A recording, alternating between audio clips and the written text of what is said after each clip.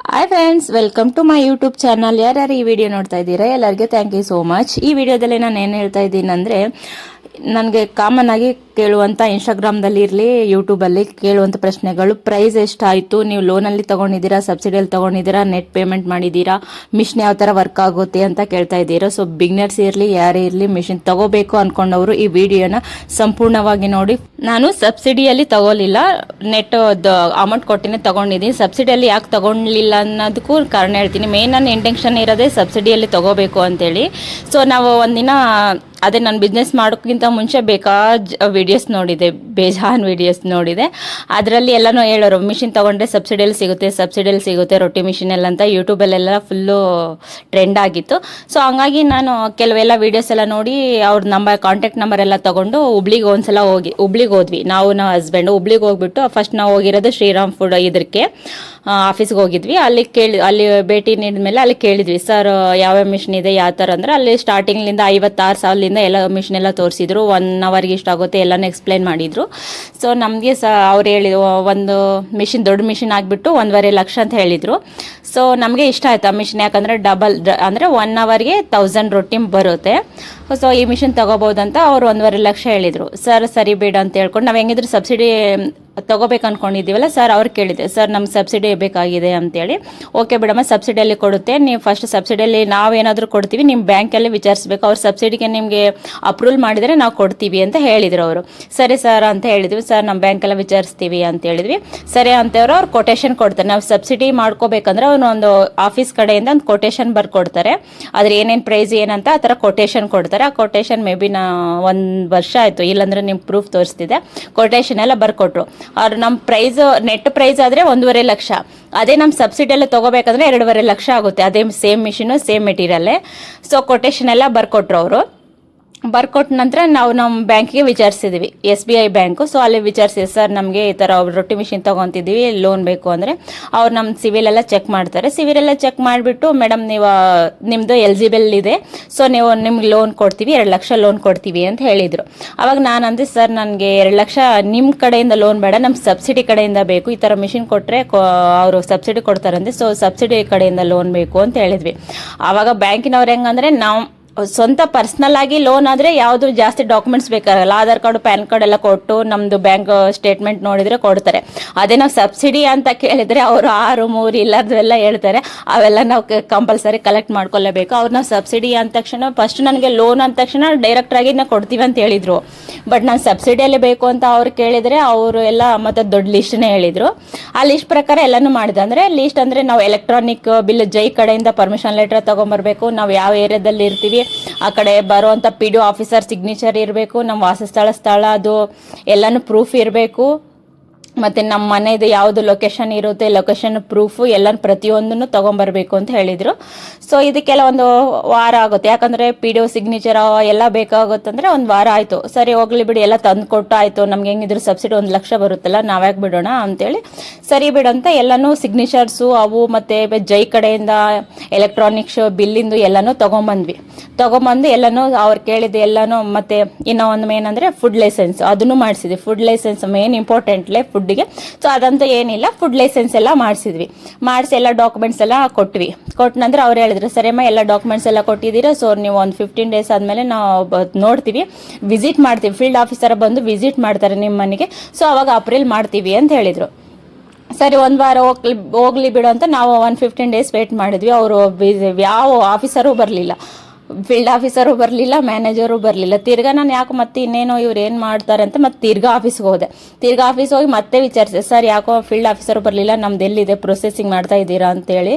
ಅವು ಮತ್ತೆ ಅವ್ರು ಹೇಳಿದರು, ಇಲ್ಲ ಮೇಡಮ್ ನಿಮ್ದು ಆಗುತ್ತೆ, ಫೀಲ್ಡ್ ಆಫೀಸರು ಬೇರೆ ಕಡೆ ಹೋಗಿದ್ದಾರೆ, ಇನ್ನೂ ಬಂದಿಲ್ಲ ಅವರು, ಸೊ ಅವ್ರು ಬಂದ ತಕ್ಷಣ ನಿಮ್ಮ ಮನೆಗೆ ಕಳಿಸ್ತೀವಿ, ಆವಾಗ ಅವರು ಒಂದ್ಸಲ ಚೆಕ್ ಮಾಡಿಬಿಟ್ಟು ನಿಮ್ಮದು ಪ್ರಾಜೆಕ್ಟ್ ಇದು ಮಾಡ್ತೀವಿ ಅಂತ ಹೇಳಿದರು.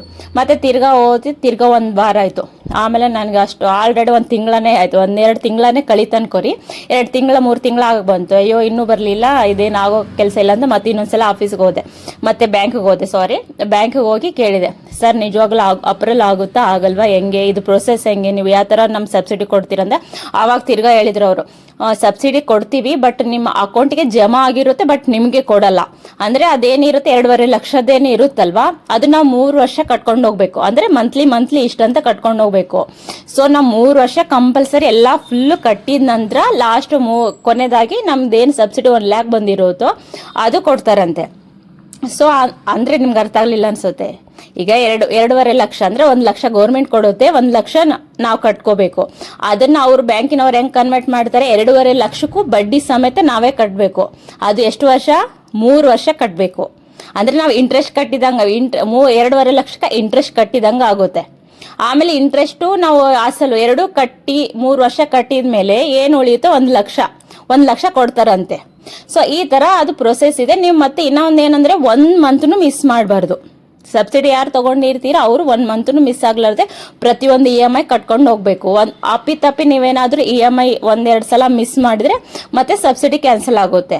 ಅಂದ್ರೆ ನಾವು 2.5 ಲಕ್ಷ ನಾವೇ ಕೈಯಾರ ಕಟ್ಬೇಕಂತ ಅರ್ಥ. ಸೊ ನಾನು ಇನ್ನೊಂದು ಕ್ವಶನ್ ಕೇಳಿದೆ, ಸರ್ ನಾವು 3 ವರ್ಷ ಏನ್ ಬೇಡ, 1 ವರ್ಷದಲ್ಲಿ ನಮ್ಗೆಲ್ಲ ಅಮೌಂಟ್ಗೆಲ್ಲ ಬಂದ್ರೆ ನಾವು ಅದನ್ನೆಲ್ಲ ಫುಲ್ ಕ್ಲಿಯರ್ ಮಾಡಬಹುದಾ ಅಂತ ಕೇಳಿದ್ವಿ. ಆ ತರ ಎಲ್ಲ ಮಾಡೋಂಗಿಲ್ಲ ಮೇಡಮ್, ನೀವು 3 ವರ್ಷ ಕಂಪಲ್ಸರಿ ಕಟ್ಲೇಬೇಕು ಅಂತ ಹೇಳಿದ್ರು. ಅವಾಗ ನಾವು ವಿಚಾರ ಮಾಡಿದ್ವಿ, ಯಾರು ನಾನಷ್ಟೇ ಅಲ್ಲ ಎಲ್ಲರೂ ವಿಚಾರ ಮಾಡಬೇಕು. ಸಬ್ಸಿಡಿ ಅಂತ ಹೇಳ್ತಾರೆ, ಬಟ್ ದುಡ್ಡು ಬರುತ್ತೆ, ಬಟ್ ನಾವು ಅದು ಕಂತಿಲ್ ಪ್ರಕಾರ ಕಟ್ಟಬೇಕು. ಅಂದ್ರೆ ನಾವು 2.5 ಲಕ್ಷಕ್ಕೆ ಬಡ್ಡಿ ಕಟ್ಟಿದಂಗೆ ಆಗುತ್ತೆ. 3 ವರ್ಷಕ್ಕೆ ಎಷ್ಟಾಗುತ್ತೆ? ಸೊ ನಾವು ಇದು ಕಟ್ಟಿದಂಗೆ ಆಗುತ್ತೆ, ಬಡ್ಡಿನೇ ಕಟ್ಟಿದಂಗೆ ಆಗುತ್ತೆ. ಸಬ್ಸಿಡಿ ಲಾಸ್ಟಲ್ಲಿ ಕೊಟ್ಟರೆ ಇನ್ನೇನು ಉಳಿಯುತ್ತೆ ನಮಗೆ? ಉಳಿದ್ರೆ ಒಂದು 30,000 ಹಂಗೆ ಅಷ್ಟು ಉಳಿಯುತ್ತೆ ಅಷ್ಟೇ. ಸಬ್ಸಿಡಿ ಅಂತ ಹೆಸರಿನಲ್ಲಿ ಒಂದು 30-40 ಸಾವಿರ ಉಳಿಯುತ್ತೆ ಅಷ್ಟೇ. ಮತ್ತೆ ಅದಕ್ಕೆ ಅವರು ಇನ್ನೊಂದು ರೂಲ್ಸ್ ಹೇಳಿದ್ರು. ಏನಂತಂದ್ರೆ ನಮ್ದು ಆಧಾರ್ ಕಾರ್ಡು ಮತ್ತೆ ಪ್ಯಾನ್ ಕಾರ್ಡ್ ಎಲ್ಲ ಊರಿಂದ ಅಡ್ರೆಸ್ ಇರೋದು. ನಾವು ಪ್ರೆಸೆಂಟ್ ಇರೋದು ಬೆಂಗಳೂರಲ್ಲಿ, ಬಟ್ ನಮ್ದು ಏನೇ ಪ್ರೂಫ್ ಇದ್ರು ನಮ್ದು ಊರಲ್ಲಿ ಇರೋದೆ, ರಾಯಚೂರಲ್ಲಿ ಇರೋದೆ. ಸೊ ಅವ್ರು ಏನ್ ಹೇಳಿದ್ರು ಅಂದ್ರೆ, ನೀವು ಮಿಷಿನ್ ತಗೊಂಬಂದ್ರೆ ನೀವು ರಾಯಚೂರಲ್ಲೇನೆ ಇರಬೇಕು. ಸೊ ಈ ಮಿಷಿನ್ನ ನೀವು ಬೆಂಗಳೂರು ತಗೊಂಡು ಹೋಗಂಗಿಲ್ಲ, ಯಾಕಂದ್ರೆ ಫೀಲ್ಡ್ ಆಫೀಸರ್ ಯಾವಾಗ ಬೇಕಾದ್ರೂ ಅವಾಗ ಬರ್ತಾರೆ, ವಿಸಿಟ್ ಮಾಡ್ತಾರೆ. ಸೊ ನೀವು 1 ವರ್ಷವರೆಗೂ ಇಲ್ಲೇನೆ ಇರಬೇಕು. ಆ ನಂತರ ಬೇಕಿದ್ರೆ ನೀವು ತಗೊಂಡು ಹೋಗ್ಬೋದು, ಬಟ್ 1 ವರ್ಷವರೆಗೂ ನೀವು ಇಲ್ಲೇನೆ ವ್ಯವಹಾರ ಮಾಡಬೇಕು ಅಂತ ಹೇಳಿದ್ರು. ಸೊ ಅವಾಗ ನಾನು ಅನ್ಕೊಂಡೆ, ಇದು ಯಾವ್ದು ಆಗ್ಲಾರ್ದೆ ಕೆಲಸ, ಈ ಸಬ್ಸಿಡಿನೂ ಬೇಡ ಏನೂ ಬೇಡ ಅಂತ ಹೇಳ್ಬಿಟ್ಟು ಡಿಸೈಡ್ ಮಾಡಿ ನಾನು ಕ್ಯಾಶೇ ಕೊಟ್ಟು ತಗೊಂಬಂದಿರೋದು. ಸೊ ಯಾರ್ಯಾರು ಸಬ್ಸಿಡಿ ತಗೊಂತೀರಿ ಅನ್ನೋರ್ಗಿನ್ನು ಬೆನಿಫಿಟ್ ಇದೆ, ಇಲ್ಲ ಅಂತ ಹೇಳ್ತಾ ಇಲ್ಲ. ಬಟ್ ಸಬ್ಸಿಡಿ ತಗೊಂಡವ್ರು ಹೆಂಗಿರ್ಬೇಕಂದ್ರೆ, ಅದೇ ಏರಿಯಾದಲ್ಲಿ ನೀವು ಎಲ್ಲಿ ಪ್ರೆಸೆಂಟ್ ಆಗಿ ಇರ್ತೀರೋ ಅದೇ ಏರಿಯಾದಿಂದನೇ ಎಲ್ಲ ಡಾಕ್ಯುಮೆಂಟ್ಸ್ ಇರಬೇಕು. ಕರೆಕ್ಟ್ ಆಗಿ ಇದ್ರೆ ಸಬ್ಸಿಡಿ ಅಪ್ರೂವಲ್ ಆಗುತ್ತೆ.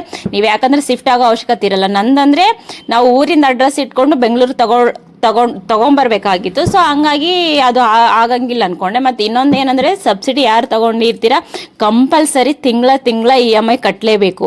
ನೀವೇನಾದ್ರೂ ಅಪ್ಪಿತಪ್ಪಿ ನಿಮ್ಮ ಬಿಸ್ನೆಸ್ ಆಗಲಿಲ್ಲ, ಈ ತಿಂಗಳ ನಾವೆಲ್ಲೋ ಮದುವೆಗೆ ಹೋದ್ವೋ, ಯಾವುದಕ್ಕೋ ಹೋದ್ವೋ, ಊರಿಗೋ ಹೋದ್ವೋ, ಇನ್ನು ಸಮಸ್ಯೆ ಹೆಲ್ತ್ ಸಮಸ್ಯೆ ಆಯಿತು, ನಮಗೆ ಈ ತಿಂಗಳ EMI ಕಟ್ಟಕ್ಕಾಗಲಿಲ್ಲ, ಹಂಗೆ ಹಿಂಗಂತೆ ನಾವೇನಾದರೂ EMIಗಳು ಪೆಂಡಿಂಗ್ ಮಾಡಿದರೆ ಅವರು ಸಬ್ಸಿಡಿ ಕ್ಯಾನ್ಸಲ್ ಮಾಡ್ತೀವಿ ಅಂತ ಕ್ಲಿಯರ್ ಆಗಿ ಹೇಳಿದರು.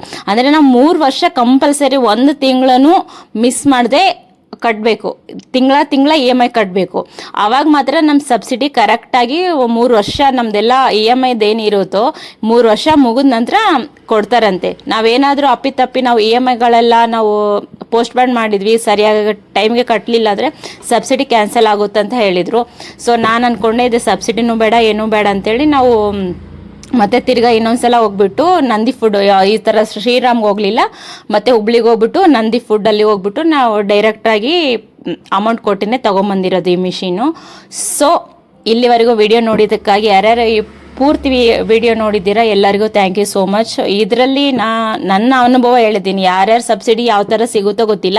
ನನಗೆ ನನ್ನ ಪರ್ಸ್ನಲ್ ಆಗಿ ಅವರು ಬ್ಯಾಂಕಿನವರೇ ಆಗಿರಲಿ, ಮ್ಯಾನೇಜರ್ ಆಗಿ ಹೇಳಿರೋಂಥ ಕೆಲವು ನಿಯಮಗಳು ನೀತಿಗಳನ್ನ ಮಾತ್ರ ನಾನು ಹಂಚ್ಕೊಂಡಿದ್ದೀನಿ. ಮತ್ತು ಬೇರೆಯವ್ರಿಗೆಲ್ಲ ಈಸಿಯಾಗಿ ಸಬ್ಸಿಡಿ ಸಿಕ್ಕಿರ್ಬೋದು, ಇಲ್ಲ ಅಂತ ಹೇಳ್ತಾ ಇಲ್ಲ. ಮತ್ತು ತಿರ್ಗಾ ಕಾಮೆಂಟ್ ಬಾಕ್ಸಲ್ಲಿ ಕಮೆಂಟ್ ಮಾಡ್ತೀರಾ, ಮೇಡಮ್ ನೀವು ಯಾಕೆ ಹಿಂಗೆ ಹೇಳ್ತೀರಾ, ಅಷ್ಟೊಂದು ರೂಲ್ಸ್ ಇದ್ದಾವೆ, ಸಬ್ಸಿಡಿ ಎಲ್ಲ ಆ ಥರನೂ ಇಲ್ಲ ಈ ಥರ ಇಲ್ಲ ಅಂತೇಳಿ. ಯಾವ ಥರ ಇದಾವೆ ಗೊತ್ತಿಲ್ಲ, ಬಟ್ ನಾನು ಪರ್ಸ್ನಲ್ ಆಗಿ ನಂದೇನಾಗಿತ್ತು, ನನ್ನ ಅನುಭವ ಯಾಗಾಯಿತು, ನಾನು ಯಾಕೋ ಸಬ್ಸಿಡಿಯಲ್ಲಿ ತಗೊಳ್ಳಾರ್ದೆ ದುಡ್ಡು ತೊಗೊಂಡಿದ್ದೀನಿ ಅಂತ ಈ ವಿಚಾರ ಮಾತ್ರ ನಾನು ನಿಮ್ಮ ಜೊತೆ ಹಂಚ್ಕೊಂಡಿದ್ದೀನಿ.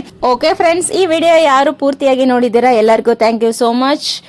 ಮತ್ತೆ ನೆಕ್ಸ್ಟ್ ವಿಡಿಯೋದಲ್ಲಿ ಸಿಗೋಣ. ನೆಕ್ಸ್ಟ್ ವಿಡಿಯೋ ಯಾವ ರೀತಿ ಇರಬೇಕಂತೇಳಿ ಕಮೆಂಟ್ ಬಾಕ್ಸಲ್ಲಿ ಕಮೆಂಟ್ ಮಾಡಿ. ನಿಮ್ದೇನಾದರೂ ಕ್ವಶನ್ಗಳಿದ್ರೆ ನಾನು ಆನ್ಸರ್ ಮಾಡ್ತೇನೆ. ಕಮೆಂಟ್ ಬಾಕ್ಸಲ್ಲಿ ಕಮೆಂಟ್ ಮಾಡಿ. ಈ ವಿಡಿಯೋಗೆ ಲೈಕ್ ಮತ್ತು ಸಬ್ಸ್ಕ್ರೈಬ್ ಮಾಡೋದನ್ನು ಮರೆಯಬೇಡಿ.